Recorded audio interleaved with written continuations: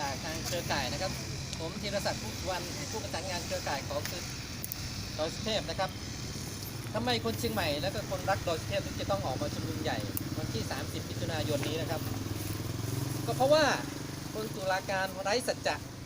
ไม่ทำตามข้อตกลงที่เราได้เจรจากันไว้นะครับคือหลังจากที่เราชุมนุมใหญ่เมื่อปลายเดือนเมษาและทางรัฐบาลได้ส่งท่านรัฐมนตรีสุวพันธ์มาเจรจากับพวกเราในวันที่6นะครับมีข้อตกลง3ข้อนะครับข้อแรกก็คือไม่มีผู้พักอาศัย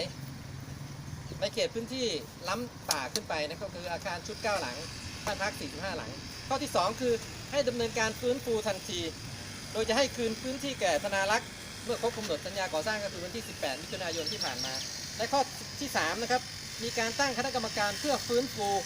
และดำเนินการกับสิ่งปลูกสร้างเพื่อให้ป่ากลับมาเป็นป่าที่สมบูรณ์ดังเดิมซึ่งทางศาลกบส.ได้จัดการและรับปากว่าให้รัฐบาลเป็นผู้ดำเนินการและจะปฏิบัติตาม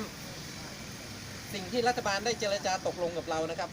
ตอนนั้นทางเครือข่ายพอใจและยอมรับแนวทางแก้ไขปัญหานี้เราจึงยุติการเคลื่อนไหวนะครับแล้วเราก็ร่วมดำเนินการแก้ไขปัญหานี้โดยเข้าร่วมเป็นคณะกรรมการ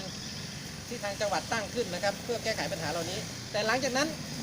เดือนครึ่งที่ผ่านมาเมื่อครบกำหนดสัญญาการก่อสร้างเรากลับพบว่าไม่มีความคืบหน้าใดๆนะครับที่จะย้ายผู้พักอาศัยออกจากบริเวณอาคารชุดซึ่งเป็นพื้นที่พิพาทดังกล่าวและยังทยอยเอาผู้คนย้ายเข้าไปอยู่อีกนะฮะอันนี้คือสิ่งที่แสดงถึงความไม่จริงใจในการแก้ปัญหาและพบว่าเมื่อวันที่18มิถุนายน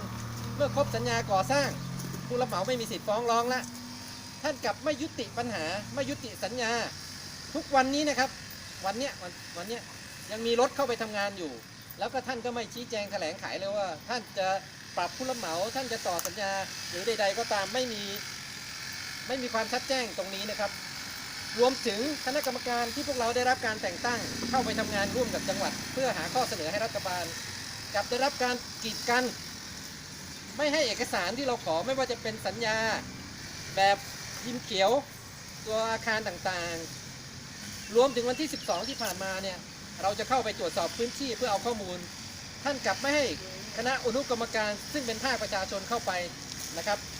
เมื่อคนตุลาการไร้สัจจะไม่ทำตามข้อตกลงเช่นนี้นะครับแล้วจะให้ชาวเชียงใหม่ทำอย่างไรนะครับวันเสาร์ที่30มิถุนายนนี้นะครับที่ข้างศาลอุทธรณ์ภาค5เนี่ยเราจำเป็นที่จะออกมาทวงสิทธิ์มาทวงสัญญามาทวงข้อเจรจาที่เราได้ตกลงกันไว้นะครับเราชาวเชียงใหม่และคนรักดอยสุเทพยอมไม่ได้นะครับที่จะให้ดอยศักดิ์สิทธิ์แห่งนี้ซึ่งเป็นศูนย์รวมจิตวิญญาณของพวกเราโดนบุคคลบางกลุ่ม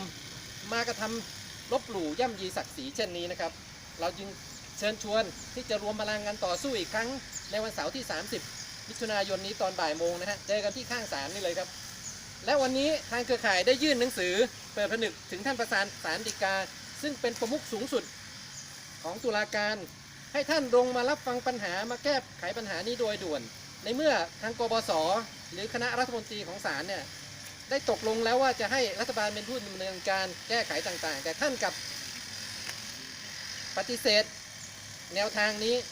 เราจึงเรียกร้องให้ท่านประธานศาลฎีกาได้ลงมาช่วยดูปัญหานี้ก่อนที่มันจะลุกลามบานปลายและก่อให้เกิดการเสื่อมศรัทธานะครับ